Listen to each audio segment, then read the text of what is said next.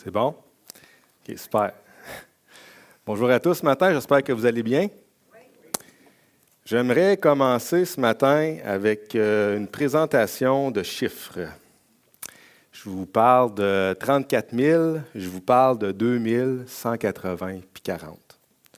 Vous allez dire, c'est quoi ça? Eh bien, ça, c'est du temps compté en heures.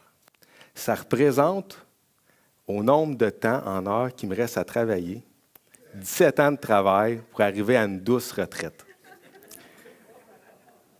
40 heures par semaine, 180 heures par mois, 2000 heures par année, 34 000 pour 17 ans. Mon père, il est rendu à sa 47e année de service de travail. Ça représente 94 000 heures à passer au travail. Force est d'admettre que plusieurs d'entre nous, on va passer pas mal de temps au travail quand on pense à ça. Ce matin, j'aimerais nous encourager par la parole de Dieu à voir ou à revoir comment Dieu voit notre travail. Qu'est-ce qu'on peut apprendre dans la parole de Dieu? Et il y en a des choses. Je vais donner un angle un matin, pas toutes. Puis j'aimerais qu'on puisse tout être inclus là-dedans. Ceux qui travaillent, ceux aussi qui travaillent à la maison, les mamans avec les enfants. Je salue ma conjointe Mylène, qui travaille 2 fois plus fort que moi. Les gens qui sont retraités, qui font du bénévolat ou qui travaillent à temps partiel, c'est du travail. N'importe quelle tâche que vous faites dans la maison, vaisselle, faire à manger, c'est du travail aussi. Fait que ça nous concerne tous. Vous savez, c'est facile de tomber dans l'adage métro, dodo, métro, boulot. Puis de faire tourner ce cycle-là pour répondre aux nécessités de notre vie.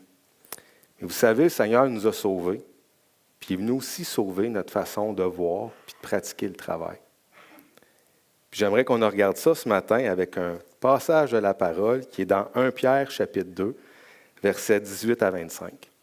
Mais avant d'aller plus loin, j'aimerais ça qu'on remette ça devant les mains de Dieu. Seigneur, tu t'es offert à la croix pour nous. Tu t'es donné à 100% pour nous. Seigneur, on est reconnaissant dans notre adoration ce matin. Mais Seigneur, dans notre travail, tu nous demandes aussi d'être à ton service. C'est aussi une adoration. Seigneur, ce matin, qu'on puisse s'encourager ensemble à regarder ça. Donne-nous à que ça ne soit pas comme genre un message ce matin moraliste qui nous dit quoi faire, mais plutôt qui nous donne un cœur pour faire ces choses-là. Seigneur, viens bénir ce temps en famille qu'on passe ensemble. Amen. Le travail, servir en toute liberté est un témoignage rendu à l'œuvre de Jésus-Christ. Il est long, mon titre. On va regarder 1 Pierre ce matin. Fait que bien rapidement, je veux juste vous faire un petit contexte de cet épître-là. Pierre ne s'adresse pas à une église, mais s'adresse à des églises de l'Asie mineure, dans 5 provinces de l'Asie mineure. Pas nécessaire de les nommer. Et puis, la majorité des chrétiens dans ces églises-là, ça ne fait pas longtemps qu'ils sont sauvés. Ils sont comme bébés dans la foi. Et ils vivent ce que Pierre appelle dans 1 Pierre 4,12 la fournaise de l'épreuve. Ils sont persécutés, ils vivent des injustices, ils sont maltraités à cause de leur foi. Ils ont quitté la religion civique romaine, ils ont quitté les cultes, les idoles, la débauche, puis sont rendus chrétiens.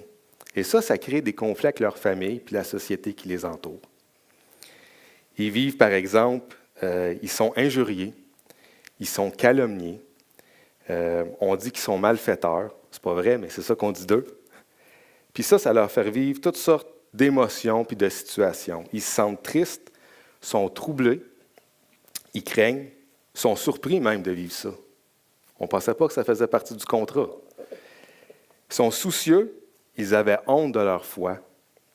Ils pensaient même à se venger en vivant ces choses-là, puis ils avaient le goût d'abandonner. Et Pierre écrit la lettre pour les encourager dans cette circonstance-là. Et là, dans le milieu de la première épître, il s'adresse à un groupe d'individus, des esclaves, on dit serviteurs, mais c'est un synonyme, L'Empire romain, au 1er siècle, 50% de la population, dit-on, c'était des esclaves. Il y en avait beaucoup. Et ils font partie de cette Église-là. Et j'aimerais ça voir ce que Pierre leur dit à ces gens-là, puis comment on peut se l'appliquer à nous en tant que travailleurs aujourd'hui. On va être prudent, parce qu'il y a une différence entre des esclaves et des travailleurs, mais je pense qu'il y a beaucoup de choses qu'il leur dit qu'on peut prendre pour nous aujourd'hui. Alors, allons-y, tranquillement, pas vite. 1 Pierre 2,18. Serviteurs, soyez soumis en toute crainte à vos maîtres, non seulement à ceux qui sont bons et doux, mais aussi à ceux qui sont d'un caractère difficile. Juste une petite parenthèse. Qu'on est content que pour nous, c'est en arrière de nous, ça, l'esclavage. Mais malheureusement, il y a encore des parties dans le monde où ça existe. Mais la Bible ne rentre pas dans un débat sur l'abolition de l'esclavage à proprement dit. Il y a juste quelque chose que je veux souligner parce que je trouvais ça intéressant. La Bible détonne par rapport aux autres écrits du 1er siècle concernant les esclaves. Il y avait des codes de conduite à l'époque romaine. Il y en avait pour les enfants, comment ils devaient se conduire. Il y en avait pour les maîtres. Il y en avait pour les époux, les épouses, mais il n'y en avait pas pour les esclaves. Les esclaves étaient considérés comme une propriété, à la limite du bétail. La parole de Dieu détonne. Il y a des codes de conduite pour les esclaves. C'est des êtres humains. Ils ont de la valeur, sont précieux. Fait que c'est déjà incroyablement différent le regard de la parole de Dieu sur les esclaves. Ça fait bizarre de parler de ça, les esclaves. Alors, je veux faire relever certaines choses dans le verset 18. Soumettez-vous. C'est ce qu'il leur demande. Et d'ailleurs, quand on lit 1 Pierre au complet, il ne demande pas ça juste aux esclaves. C'est le mot d'ordre de 1 Pierre. Soumettez-vous, ayez une bonne conduite. Il le dit pratiquement à toute personne qui sont enfants de Dieu dans les églises auxquelles 1 Pierre s'adresse. Regardez, on va traverser ça vite fait ensemble. Bonne conduite égale soumission. En 2,13, il parle à tous les croyants de ces églises-là. Soyez soumis à cause du Seigneur à toute autorité établie parmi les hommes, soit au roi comme au souverain, soit au gouverneur comme envoyé par lui pour punir les malfaiteurs et pour approuver les gens de bien. En 3,1, il s'adresse à des femmes que leurs maris ne sont pas encore croyants. Il leur dit, femmes, soyez de même soumises à vos maris, afin que si quelqu'un n'obéisse point à la parole, il soit gagné sans parole par la conduite de leurs femmes. En 5,5, il donne des recommandations aux jeunes par rapport aux anciens dans l'Église. De même, vous qui êtes jeunes, soyez soumis aux anciens. Et tous, dans vos rapports mutuels, revêtez-vous d'humilité, car Dieu résiste aux orgueilleux, mais il fait grâce aux humbles. Humiliez-vous donc sous la puissante main de Dieu, afin qu'il vous élève au temps convenable. La soumission, c'est plaire à quelqu'un sans contrarier. La soumission est demandée envers qui? Puis en toute crainte. On voit dans le passage ou dans 1 Pierre, quand il parle de soumission, c'est « Soyez soumis à cause du Seigneur, à toute autorité parmi les hommes, soit au roi comme souverain. » C'est au Seigneur qu'on se soumet, premièrement. Ce n'est pas aux hommes autour de nous, mais on le fait parce que le Seigneur le demande. Et c'est une référence, une crainte qu'on a envers Dieu qui nous aide beaucoup, qui nous bénit beaucoup dans nos relations avec les êtres humains. Alors, ces esclaves-là, on leur demande de pratiquer le bien, malgré qu'à leur égard, on fait le mal. On leur demande de bénir, malgré qu'on les maudisse. Puis on leur demande d'espérer contre tout espoir. Et là, en plus, envers les bons et ceux qui sont de caractère difficile, c'est là que ça commence à être un petit peu plus difficile, n'est-ce pas? Entre vous et moi, si on fait juste regarder une perspective terrestre, il n'y a pas de raison valable à 100% de se soumettre à quelqu'un d'un caractère difficile. Il faut regarder ça avec des raisons spirituelles. La première étant que lorsqu'on est un enfant de Dieu, on est rendu avec un nouveau papa, le Père du ciel, puis on est appelé à lui ressembler. Puis dans Matthieu 5, 44, 45, voici ce qu'on dit de notre Papa céleste. Mais moi, je vous dis, aimez vos ennemis, bénissez ceux qui vous maudissent, faites du bien à ceux qui vous haïssent et priez pour ceux qui vous maltraitent et qui vous persécutent, afin que vous soyez fils de votre Père qui est dans les cieux, car il fait lever son soleil sur les méchants et sur les bons. Il fait pleuvoir sur les justes et sur les injustes. Malgré l'insulte, parce qu'on est demandé de ressembler à Dieu, on bénit si on nous fait mal. Vous comprenez?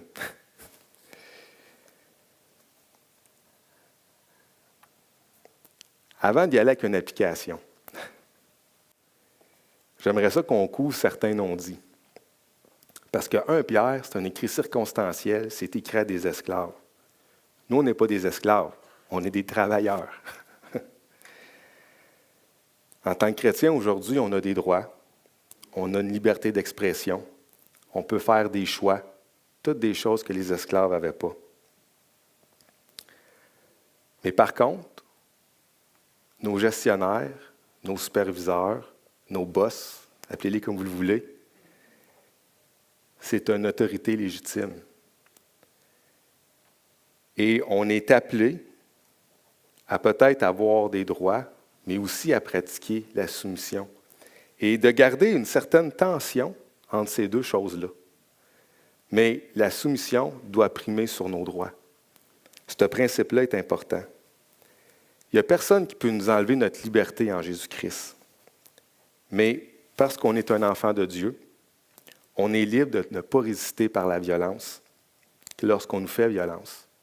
On est libre de ne pas combattre par le feu. Puis on est appelé à ne pas s'opposer au mensonge et l'oppression avec notre propre liste d'arguments exagérés, teintés de persuasion. Il faut toujours se soumettre, mais s'il faut faire valoir nos droits, que ce soit tout de même avec une bonne conduite. Ça prend de la sagesse, ça prend qu'on se mette ça en prière, puis il n'y a pas de solution ou de formule magique, dans telle situation on fait ça, dans telle situation on fait ça. Il faut vraiment mettre ça dans les mains de Dieu. On doit vraiment chercher sa face sur comment on doit le faire. D'autant plus que ce matin, quand je parle de ça, je ne veux absolument pas que vous compreniez que je dis qu'il faut accepter l'abus physique ou même l'abus sexuel d'un gestionnaire. Mais quand même dans ces situations extrêmement difficiles, le Seigneur nous demande d'avoir une bonne conduite dans notre façon de se dégager de cette situation-là. J'aimerais vous raconter une petite histoire personnelle où ce que je crois que le Seigneur m'a béni, puis j'ai été capable de me soumettre dans un contexte de travail. Pour mettre un peu de viande à ce que je viens de dire. En parlant de viande, j'étais bouché. Quand j'avais 18 ans, j'ai commencé un travail dans une épicerie, comme commis dans le département de viande. Et il y avait une formation continue qui était offerte. Ça veut dire que pendant les 8 premiers mois, j'étais formé à l'interne. J'avais un programme de formation. J'étais payé pour ça. Et 8 mois plus tard, j'avais une prime de boucher. Je trouvais l'aventure intéressante. Pourquoi pas, j'embarque. Alors, je fais la formation, tout va bien. 8 mois plus tard, j'ai hâte de voir ma paye, voir si je n'ai pas ma prime de boucher. Je n'ai pas ma prime de boucher. Je laisse ça comme ça. J'attends 4 mois. Ça fait 1 an que je travaille là. J'ai mon évaluation annuelle avec mon gestionnaire, mon gérant. Il me dit, Carl, super, tu dépasses les attentes. Ce n'est que des commentaires positifs. Puis je m'en vais pour sortir de la salle, mais on n'a jamais parlé de la prime de boucher, là. Fait que je lui demande, merci, mais on avait une entente. On était supposé que tu me payes une prime de boucher après les 8 mois de formation. Et là, mon gestionnaire de me répondre, tu sais, si tu n'es pas content de ton salaire, là, tu peux t'en aller. Tu n'es pas spécial. OK. J'ai eu le goût d'argumenter sur le coup. Puis j'ai été voir le syndicat. J'ai des droits. Puis j'ai exposé la situation. Puis effectivement, j'aurais pu faire un grief. Parce que j'étais dans mes droits de le faire. Mais j'ai laissé ça comme ça, puis le soir, j'ai mis ça en prière, puis je suis tombé sur le passage qu'on est en train de regarder aujourd'hui. Puis à moi, dans la prière, le Seigneur m'a convaincu que pour le moment, c'était le temps de laisser les choses aller, de laisser ça comme ça, de voir où ce que ça mènerait, parce que j'étais convaincu que le Seigneur voulait me faire comprendre que mon vrai gestionnaire, c'est pas Julien, c'est le Seigneur Jésus. J'avais une conviction que pour le moment, on laissait les choses aller. Mon gérant, pendant la prochaine année, il a encore été dur avec moi à certains moments. J'étais en train de préparer un filet mignon, j'ai enlevé un petit peu de trop de viande. Vous comprendrez que c'est le morceau le plus cher sur un bœuf. Fait que quand tu en enlèves, tu mets de l'argent dans les poubelles. Et il vient à côté de moi, il dit là, ça ne marche pas, là. On va l'enlever de ta paye.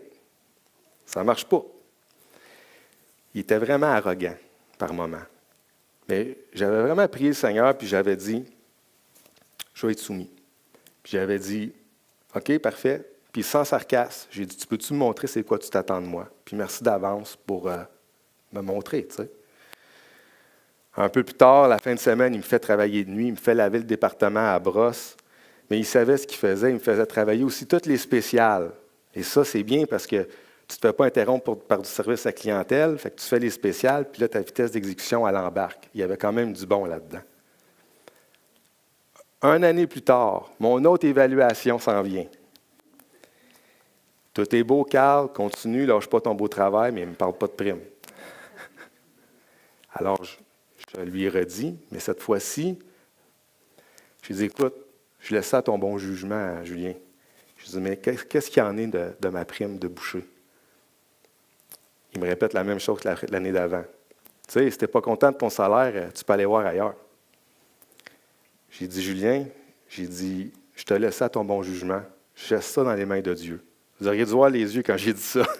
Il n'était pas habitué de se faire parler comme ça. Mais je lui ai dit, écoute, c'est pas parce que je suis spécial. J'ai dit, mais tu me dis que je ferais 8 mois de formation, puis en plus, j'ai fait 1 an et quelques mois. N'importe qui aurait fait ce que j'ai fait, je crois que ça serait bien qu'on considère de donner la prime de boucher. Et une semaine après, il est venu me voir. Ouais, il dit, j'ai aimé ça la manière dont tu m'as parlé, je vais te la donner ta prime. Mais vous savez, le but, ce n'était pas d'avoir la prime. Le but, c'était de me soumettre.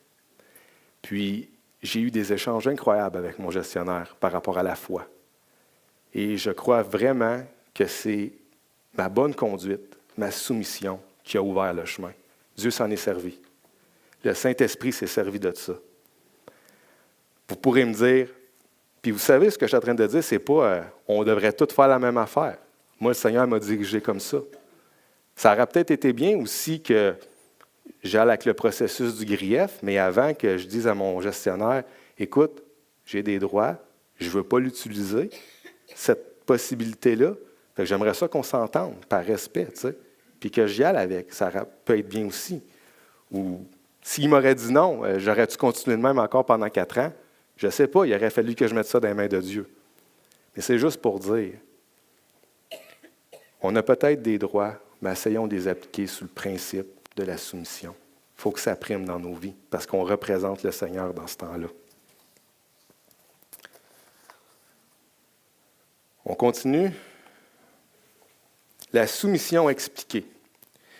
Car c'est une grâce que de supporter des afflictions par motif de conscience envers Dieu, quand on souffre injustement.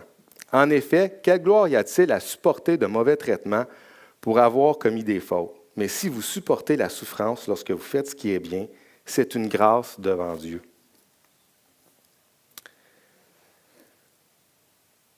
C'est en reconnaissance au Seigneur, ça fait plaisir à Dieu lorsqu'on se soumet. Et vous savez, c'est quand on est patient et persévérant dans des moments d'injustice que notre caractère chrétien ressort. Et c'est à cet endroit aussi que Dieu peut utiliser pour nous transformer puis exercer notre foi. Ce n'est pas qu'on aime la souffrance, ce n'est pas qu'on aime l'injustice, mais moi je remercie Dieu qui peut donner un sens profond à ces moments-là qu'on vit, quand on vit dans une situation d'injustice au travail. Puis pourquoi ça lui fait plaisir au Seigneur qu'on vive ça? Bien, je vois 3 raisons. Il y en a sûrement d'autres, mais 3, je trouve ça que c'est quand même bon, 3. Premièrement, j'aimerais ça revenir. Serge nous a parlé il y a quelques semaines du pas encore. Vous savez que, dans le fond, on a une espérance qui est en Jésus-Christ, quelque chose de bien mieux qui va nous arriver que nos injustices actuelles. On l'attend avec une espérance vraiment intense. On soupire après ce moment-là. Quand on vit des moments d'injustice, ça augmente notre foi dans les promesses de Dieu. Puis Pierre a parlé comme Serge à l'église de 1 Pierre, aux églises de 1 Pierre. Dans le chapitre 1, versets 3 à 9, il leur parle du pas encore. Puis voici ce qu'il leur dit. C'est vraiment beau. « Béni soit Dieu le Père de notre Seigneur Jésus-Christ, qui selon sa grande miséricorde nous a régénérés pour une espérance vivante par la résurrection de Jésus-Christ d'entre les morts, pour un héritage qui ne peut ni se corrompre, ni se souiller, ni flétrir, lequel vous est réservé dans les cieux, à vous qui par la puissance de Dieu êtes gardés par la foi pour le salut prêt à être révélé dans les derniers temps. Car c'est là ce qui fait votre joie, quoique maintenant, puisqu'il le faut, vous soyez attristés pour un peu de temps par diverses épreuves, afin que l'épreuve de votre foi, plus précieuse que l'or périssable, qui cependant est éprouvé par le feu, ait pour résultat la louange, la gloire et l'honneur, lorsque Jésus-Christ apparaîtra, lui que vous aimez sans l'avoir vu, en qui vous croyez sans le voir encore, vous réjouissant d'une joie ineffable et glorieuse, parce que vous obtiendrez le salut de vos âmes pour prix de votre foi. » Cette espérance-là, ça n'enlève pas la réalité des injustices actuelles. Mais on a la promesse que ça va vraiment mieux aller, frères et sœurs. Il n'y a pas un plus grand espoir. L'autre raison que je vois, c'est que être soumis à nos superviseurs et nos gestionnaires dans notre vie, c'est une expression d'espoir pour le monde dans lequel on est actuellement. Malgré l'injustice que le monde peut nous faire vivre, Dieu nous appelle à ne pas abandonner ce monde. Comment? De pratiquer le bien, alors qu'en retour, on pratique le mal à notre égard.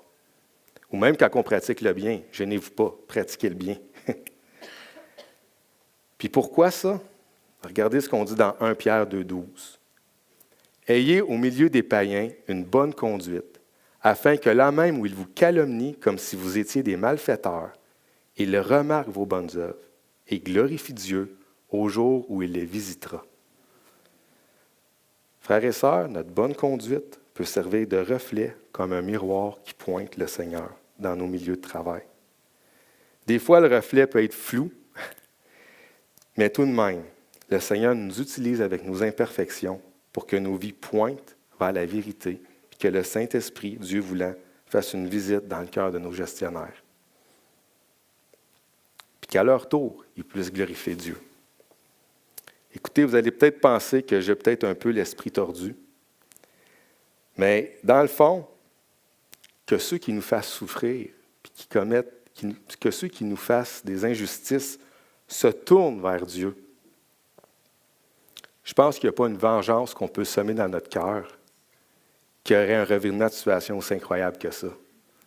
On est aussi bien d'aimer nos gestionnaires. Parce que le plus grand changement qui peut être opéré, c'est s'ils rencontrent le Seigneur. Des fois, il y a toutes sortes de choses qui nous passent dans la tête, on veut se venger, mais la grande situation qui peut revirer, c'est vraiment s'ils rencontrent Dieu. L'autre raison, ça, je trouve ça vraiment intéressant.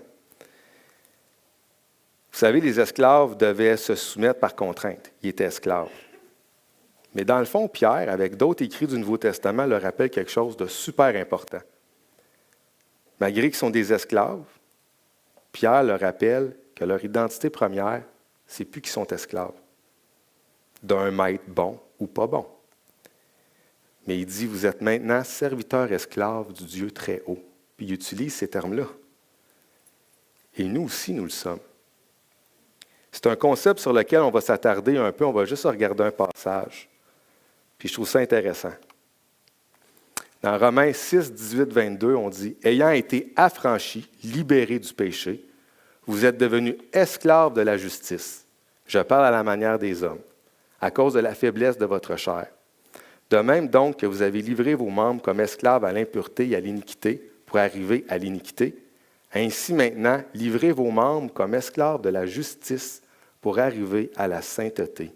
Car lorsque vous étiez esclaves du péché, vous étiez là, libres à l'égard de la justice.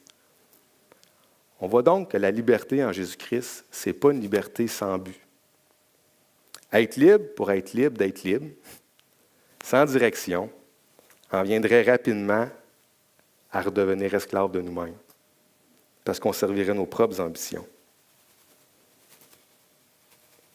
Dieu libère afin qu'on puisse servir Christ ou servir la justice. Prenons par exemple un passage de l'Ancien Testament, l'Exode.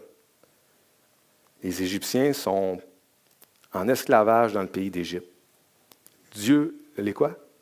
Les Israélites, j'ai dit quoi? Ah ouais, excusez, merci. Merci. Les Israélites sont esclaves en Égypte. Dieu vient les libérer. Une fois libérés, les Israélites remercient Dieu un à un. Il y en a un qui s'en va à Chicago, l'autre s'en va à Cancun. C'est tout ça qui se passe? C'est pas ça qui se passe. Ils sont devenus serviteurs de Dieu, investis d'une direction, d'une mission pour briller dans le monde. Dans 1 Pierre, les esclaves sont libérés en Jésus-Christ, puis ils peuvent, dans leur réalité, voir plus que des esclaves.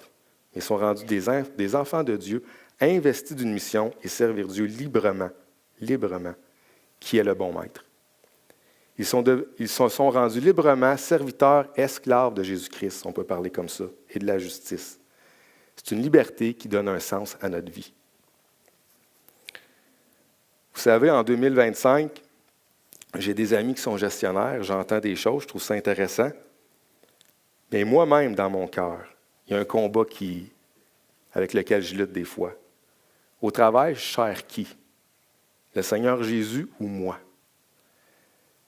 Vous savez, il y a une sagesse, vraiment, à regarder les avantages qu'un travail peut nous apporter.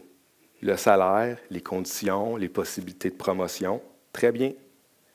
Mais soyons honnêtes cependant, ces aspirations peuvent souvent nous emprisonner dans une vision du travail qui nous fait regarder qu'à nos besoins à nous, oubliant qu'on a une identité de serviteur de Dieu au travail. On nous propose de plus en plus des salaires compétitifs, des horaires flexibles. On est vraiment bien au Québec. Plus de semaines de vacances, des activités puis des primes spéciales. C'est rendu qu'on voit un changement de cap même pendant une entrevue. Il peut y avoir de plus en plus de places que l'employeur peut nous offrir. Qu'est-ce que toi, tu peux me donner au détriment que qu'est-ce que moi, je peux offrir? C'est à ça de demander des fois, c'est quoi qui se passe pendant l'entrevue? C'est qui prend l'entrevue, l'employé ou l'employeur? C'est qui donne l'entrevue à un ou à l'autre? Nous, au travail, on est appelés à offrir Jésus-Christ, en ayant une bonne conduite, en se soumettant à nos supérieurs, en travaillant du mieux qu'on peut avec une attitude qui honore le Seigneur et nos superviseurs. Cette façon de faire nous fait regarder avec foi, c'est quoi qui s'en vient. Ça rend un témoignage à ceux qui voient, puis ça exprime notre attitude de serviteur libre qui sert une cause plus grande. Mais ce n'est pas fini. Il faut que je me dépêche.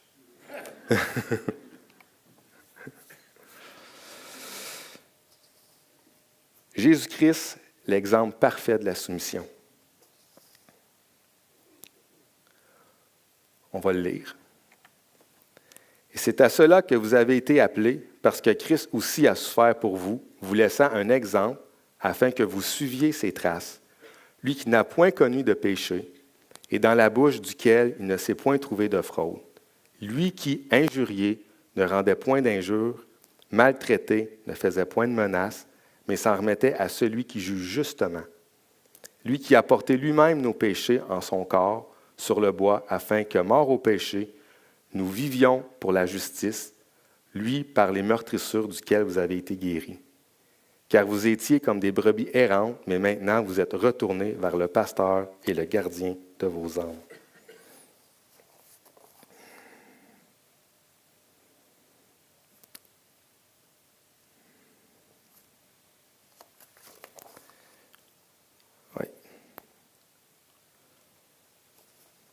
au verset 21, c'est clair que le plan de Dieu pour notre vie, c'est de vivre d'une toute autre manière.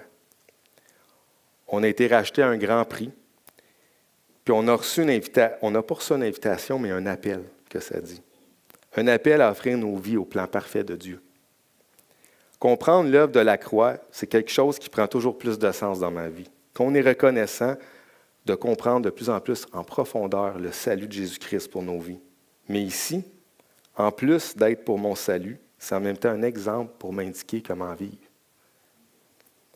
Nos vies sont appelées à devenir un mime, humble et imparfait de l'œuvre de la croix. Nos vies devraient représenter par nos gestes, par nos paroles, ce que Dieu a fait pour nous. C'est donc cela notre travail, notre vocation. Nos vies pointent vers l'œuvre de Jésus. Jésus a souffert pour les péchés de toute l'humanité. C'est un modèle à suivre. Christ s'est fait esclave, s'est fait serviteur pour nous, des pécheurs qui, on se pensait maître de nos propres vies, ou même on se pensait maître de Dieu.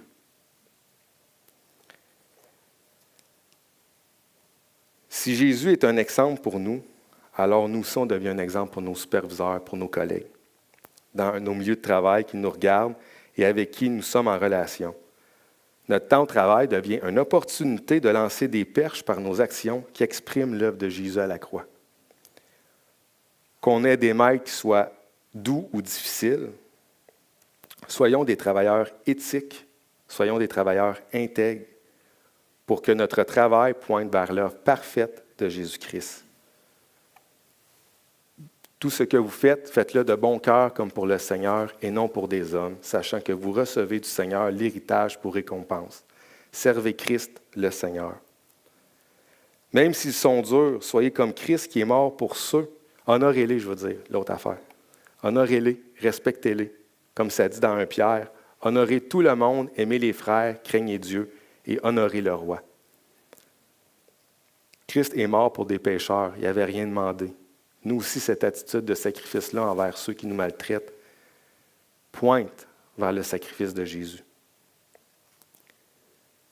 S'ils vivent du découragement, qu'il soit bon ou difficile, imitez Jésus qui dit « Venez à moi, vous tous qui êtes fatigués et chargés, et je vous donnerai du repos. » Peut-être qu'au travail, en disant tous ces exemples-là, ça vous fait plus penser à des moments où vous avez manqué votre coup, où vous avez péché.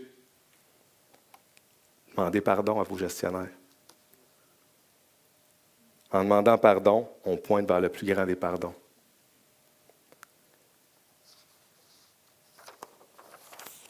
Je vais la raconter vite fait. J'ai une autre petite histoire.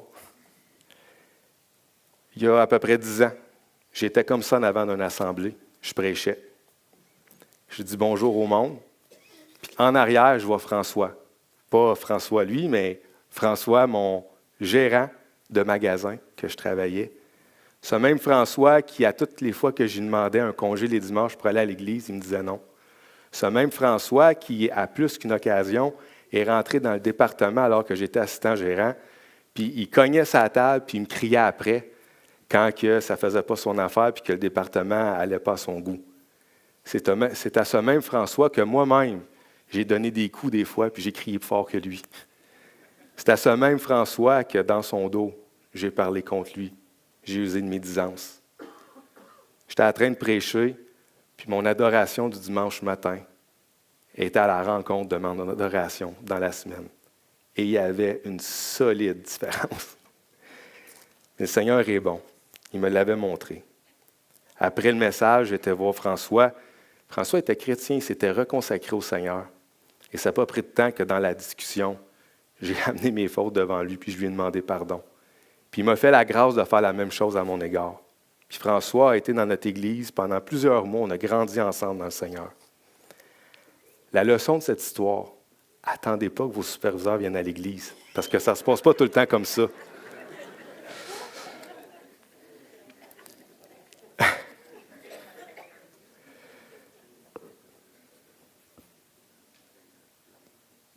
Je vais inviter l'équipe de louange à venir en avant pendant que je vais conclure.